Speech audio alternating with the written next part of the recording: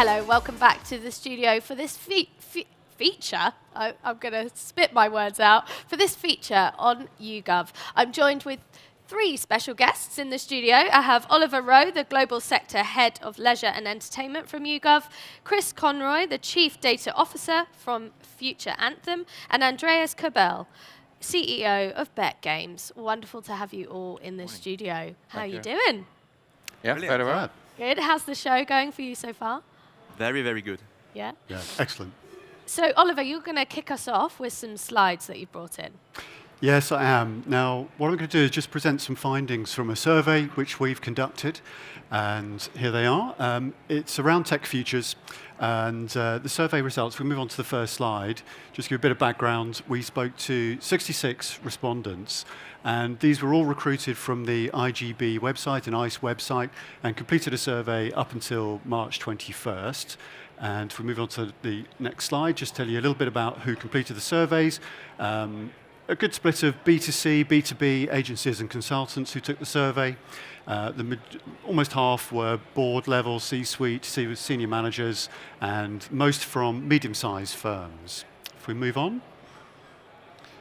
And in terms of the split by countries that the respondents come from and look at, focused on about half on Europe, 27% from the Americas, 21% from the Nordics, 15% Africa, and 13% across Asia as well. So those are the people who completed the survey. Now let's go on and have a look at the survey results. So let's move on to the first slide. And the first question we asked was around transformative tech, and which specific innovations in emerging tech people see as being most immediately transformative for the iGaming industry. And AI, ML for personalization was the top answer for this, but blockchain just behind in second, and AI, ML for strategic automation third. A bit of a gap back then for AI, ML for responsible gambling and VR, AR, and then quite a way back for IoT and edge computing. And AI ML was the top answer for both B2B and B2C firms, but responsible gambling option was top for the agencies and consultants. If we move on to the next slide, we also asked people which of these innovations they thought would be most immediately transformative for themselves. Sorry, I think we've gone back a slide. Could we just go forward one more slide, please? Thank you. We also asked which they thought would be most useful to their company in the coming year. You can see the response here that is the second one on the slide. AI ML for personalization is still the top answer, but it falls back a little bit for blockchain, with AI ML for strategic automation coming in second. Most of the others fall back a little bit as well. We can move on to the next slide. We asked people whether, looking at these specific technologies, whether this is something they would be leveraging in-house. The AI ML for personalization, 33% said yes, they would. The next three, all at 29%, going all the way back down to IoT, down at just 6%. And let's move on. And how would this actually be done? How would this solution be achieved? Would it be through an agency or merger acquisition? Well, actually, the top answer is training up the in-house capability, followed by using an external provider or agency, and then existing trained in-house capability.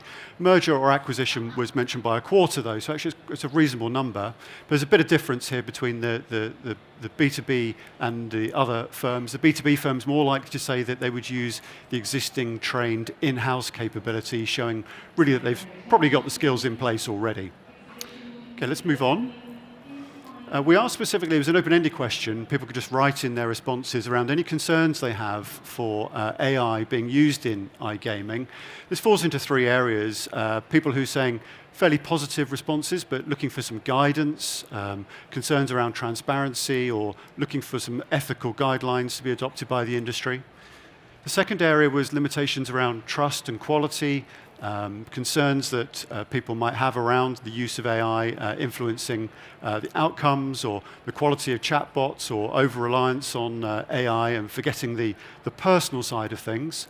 And finally, misuse, so unethical uses, being corrupted by malicious agents, or using behavioral patterns to maximize profit. So some genuine concerns coming out in the survey around AI.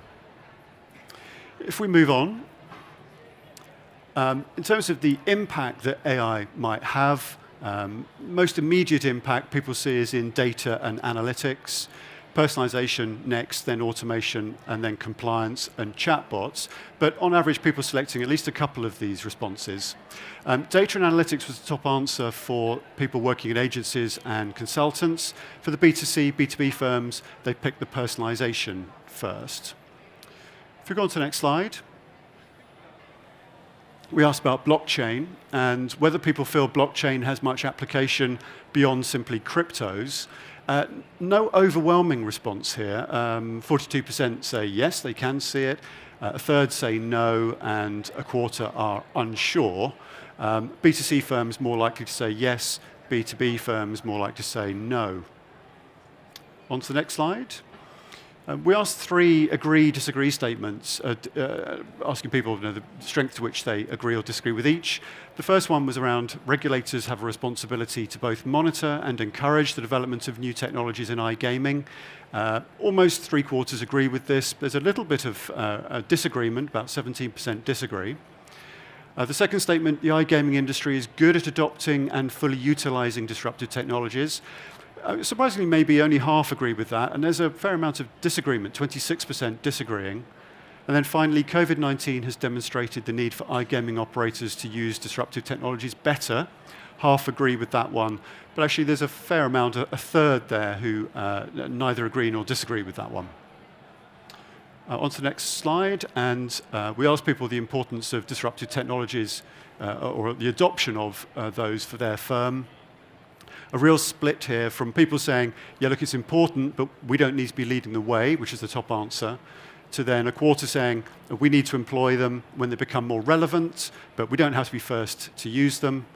And a quarter also saying, no, actually, it's important for my company to be developing these technologies. Excuse me. And on to the next slide.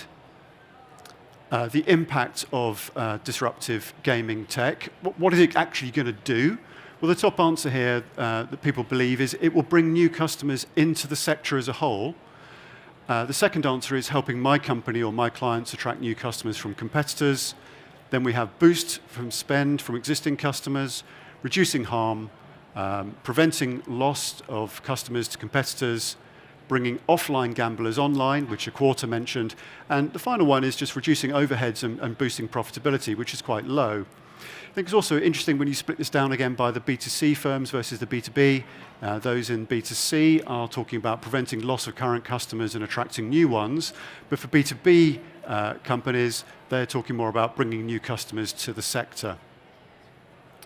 And on to the next slide. This is our final slide, just talking about responsible gambling.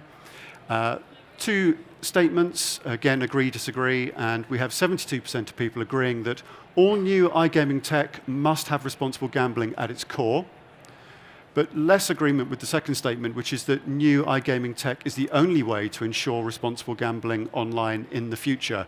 41% agree and 36% disagree. So those are the highlights of the survey, and Kate, I'll hand back to you. Thank you, Oliver. Very conclusive research there. So there's been a lot of talk about the value of blockchain and its AI especially. It's very popular. Why do you think that is? Well, I think it's going to be a critical technology going forward, but I think we're not really clear about necessarily always how to apply it and apply it in the best way. And I think it's generally been applied more to cryptos than anything else, and we've yet to find the right solutions. But I think maybe some of the other guests will have a view on that beyond mine. Sure, yeah. Would either of you like to take that answer? Andreas? Well, I think it provides some sort of enabling platform for some much needed true innovation, because I think, you're probably better to answer the AI part, but when it comes to, for example, true innovation, and we saw it in the results, even the industry doesn't believe that we're innovative, right? And the blockchain as an enabling technology maybe allows us to move more towards true content innovation, new content innovation, because what we currently see, there is a lot of investment and a lot of innovation going on under the surface. Like, we're talking about responsible gambling, we're talking about segmentation tools to reach the very last niche of player segments. and acquire them or convert them, but there is absolutely no content innovation. And when we talk about things like Web 3.0, so the metaverse, so to say, which is actually based on all the beautiful blockchain technology, I think this is a massive, massive opportunity for the big guys like the Anthems, the DraftKings of this world to go in big and really create something that also allows a paradigm shift or a shift in perspectives. Because what I think could be the next big opportunity based on this Web 3.0 technology is if one of these big guys goes all in with the big bucks and creates some sort of an entertainment metaverse that is not focused necessarily on the player, but on the creators. Because we currently, as an industry, do not have any recipe, for example, to attract future generations, talking about Generation C, even talking about Generation Alpha, the now 10-year-olds, right? And when you look how they spend their time, what they do, they are creators, right? Look at TikTok, look at Instagram, look at Twitch. Hundreds of millions of pieces of content are created every single day. And I think if we would give them a platform like the metaverse, where we enable them to create their very own, let's say, worlds of entertainment, Andy Sports Bar, right? Anthem gives me the technology, Sportradar gives me the technology, DAZN gives me a stream. I click my own sports bar together and offer it to my own community, my 50, 100, 1 million followers, and basically I'm becoming the operator.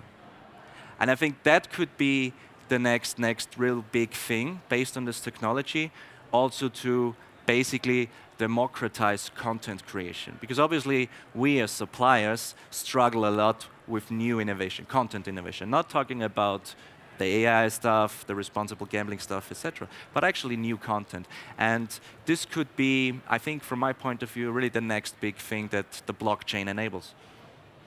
And Chris, is there anything you'd like to add in regard to AI? So there's quite a lot to unpack there. So I think the first thing I say, I'm actually quite surprised that within the survey, the percentage responses in terms of the importance and the uses of blockchain was so close to AI. I would have actually expected it to be much less, because I think pretty much as Andreas is saying, I think the use cases for blockchain, I don't think are very well understood at all in our industry yet.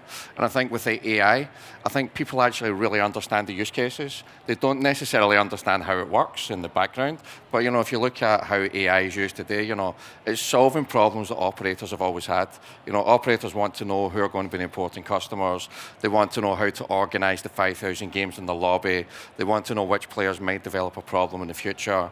They want to know which players they should give 5 free spins and which player they should give 50 and which player they should give 100.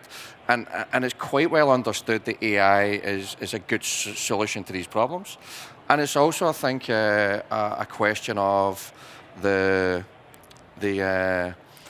capabilities. So, most businesses today know that if they want to deliver an AI solution, they need to hire some data scientists. I hope most businesses now understand that they also need engineers and they also need architects. Unfortunately, many don't. But I think it's broadly well understood. Whereas, exactly as Andreas says, the use cases of blockchain, I think, are very kind of like not well understood in this industry. So I think crypto's understood to an extent, and that's just one use case of blockchain, and we can leave that to the side. And then in the middle, you've got the blockchain itself, and there are so many potential use cases, like a massive project at the moment to try and do a single customer view for the industry for responsible gambling.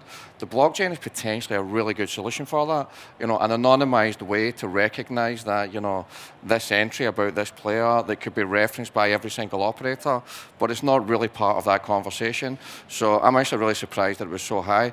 But then I think, exactly as Andreas says, I think Web 3.0 is where the industry will start to understand the use cases much better, because whereas people don't understand, that smart contracts might be a good way to prove that a slot game is fair, or that a decentralized ledger might be a good way to understand how to solve a single customer view. Everybody understands that if you've got this metaverse over there that the next generation are entering into, and there's essentially a race to see who can control it, then gambling companies will play a big part. And I think the challenge for most companies, and I think Andreas alluded to it, is there's an argument that Web 1.0 was very decentralized, and but it was mostly a place that you viewed content. Web 2.0 was very interactive, but it became owned by a small number of very big companies. And the question for Web 3.0 broadly will be who owns it. And as Andreas says, there's a big push at the moment, and one of the things that blockchain is enabling is that it can be owned by the creators rather than the corporations. But I think it's like most things, it's a big opportunity for the gambling industry, but it's potentially a very significant threat to the biggest companies. And I think as Andreas says, in the future, will there be a Twitch streamer who has 1 million people playing the slot game that they have created? But that's where regulation comes in, because at the moment, that Twitch streamer could not create a slot game because they don't have the capability to get that game authorized by gambling authorities. So, regulation is where that will then play a part. And if you look at the finance industry, I think there's a good example there where they created the sandpit for finance companies to test out, blockchain and crypto solutions. I think our regulators are a bit behind in these type of innovations, and I think the question about do regulators need to be part of the innovation? Absolutely. They need to enable this, and they need to give people like Andreas the sandpits to go and test these things, and in a safe and regulated environment, because if they don't, they're going to lose control of gambling, because in Web 3.0, I don't think it'll be possible for a regulator to tell people how it's going to be, because they don't understand the technology that people are using. It's such a big topic of discussion, obviously, as we've seen from each of your answers. Moving on now, Chris, tell us a bit about Future Anthem and how you're looking to further work with AI in the gambling industry. In many respects, it's very simple. I mean, I think the survey responses say that we focus on personalization, safer play, and data-driven design. Personalization and safer play is basically what everybody wants to solve today. And as you said, the ways to solve those things with AI are quite well understood. What we've done is built quite an advanced platform, and as a B2B and as a kind of like data specialist, I guess we benefit from a lack of legacy. So we've had the opportunity to build a new platform. We've got a good team of data scientists, engineers, and we have products around personalization, safer play, and design. And that's really where we focus with all of our customers. And Andreas, you spoke about the metaverse there and its huge potential. Tell us about Web3 and how the industry can engage with those technologies. Well, I think just elaborating on what I was saying earlier, I mean, I think what we need to do is to really shift the perspective, because I don't see it yet as a disruptive technology, but it for sure has the potential to become disruptive. But for any technology to be disruptive, you need to come up with something entirely new, creating new value, right? Because just taking what I have now in my mobile world and putting it into the metaverse and having my avatars might be nice, but will not work. I mean, we see it with all the VR technology, right? Oculus. I mean, everybody who tries it, wow, it's the biggest thing ever, but nobody actually uses it. And I think we're still years away from a, let's say, mainstream application of the metaverse. But I think it's becoming a serious thing, because I think 2 days ago, Lego and Sony announced that they put $2 billion into Epic Games, a new metaverse. So, I mean, it's obviously something that is here. Let's see if it's here to stay. I'm convinced if we shift the perspective, if we, for example, the example I mentioned, offer something, for example, for creators to create their own worlds, you will solve the content issue, because who is more creative than actually the power of the entire world, right? I mean, if we as game studios cannot bring this innovation to life, if we give people the tools to be innovative, to create interactive content, we will see lots of innovation. I think it will take, for sure, another 4 or 5 years when you look at the industry trends that Gartner, for example, published 3 months ago, something like advanced computer vision, etc., all the brilliant technology you need on top of the blockchain to actually create a rich user experience is estimated to be still 3 to 6 years away. So we're a very early stage, but I think if one of the big guys puts in the big bucks here and starts to create this, let's say, creator-focused world or meta world, then I think that's the thing for our industry, for the iGaming industry, because again, just taking my apps, my roulette table, whatever, and moving it into the metaverse. So basically what we did is we had all the beautiful RNG simulated roulette tables, then we created live studios, and now we're taking them and putting them back into a virtual thing. So it doesn't feel like innovation, right? It's a nice thing to try, but probably technology readiness isn't there that you can use it on a daily basis. It's the same thing with the Oculus example I gave you before.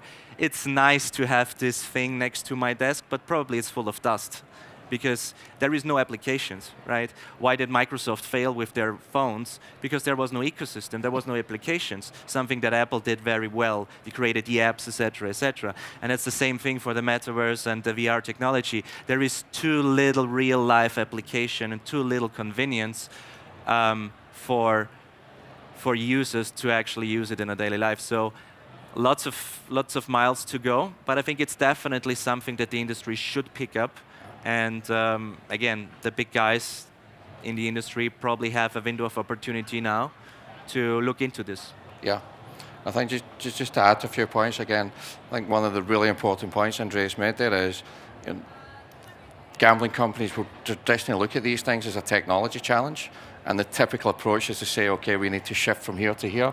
And as Andreas says, that will fail.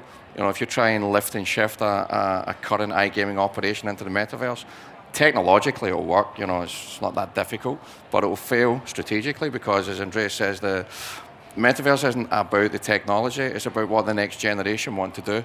And we need to understand, it's very obvious a generational shift has happened. And it's also a massive challenge for AI. Because in really simple terms, AI needs data. So fundamentally, the personalization that we have today might be extremely precise within the customer base, but it's about the current customer base, right? AI will not solve for the next generation because AI can't solve a problem that it hasn't seen yet. And that's actually the limitation of AI. You can't solve a problem that you haven't yet seen. So we think about it a lot in terms of it's a brilliant solution for the current customer base. It's not going to solve the next generation of the industry. It will be part of the solution. And something we think about a lot is, again, we can't lift and shift our models to the next generation of players because we don't know what they want to do.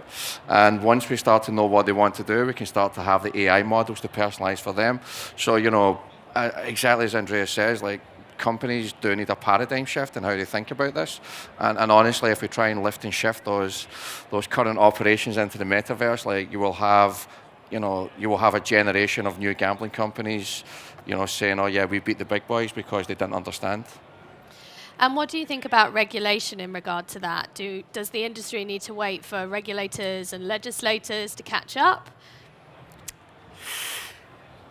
Regulation, and we see it from other industries, is usually something that kills innovation, especially fast-paced innovation. The problem with regulating the blockchain or the metaverse or whatever you call it is that there is no technology standard. So what do you want to regulate, right? You have so many different platforms. You have so many different, let's say, enabling technologies.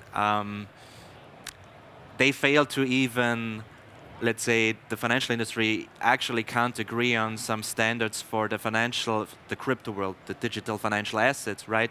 So how can we expect that our conservative regulators in the iGaming industry will be capable of giving us some sort of regulatory framework for something that is, from a technology perspective, still in very, very early stages? So I think it is a bit of a chicken and egg problem, because what will happen, what I see happening going forward, is that probably we will see a lot of innovation in the gray markets, and that might even spike gray markets again. Because I personally do not see, looking into the next 3, 4, 5 years, any sort of regulation that would enable the iGaming industry to have a, let's say, decent opportunity to invest heavily into metaverse. I think if some of the big guys I mentioned decide to do so, we should, I think, take one step back and say, okay, do I focus on my gambling players or do I focus on creators? Because again, that's another thing. If I focus on the creators and just focus on enabling them to create interactive content, I take my foot out a bit of the gambling space. That could be some sort of new direction and opens up actually the entire thing for gambling suppliers or operators to move away a bit from the traditional gambling more to entertainment. Yeah. There's a big shift to that at the moment. Thank you, folks. I'm going to have to stop us there, I'm afraid. We've run out of time. But thank you so much for your insights, Andreas, Chris, Oliver.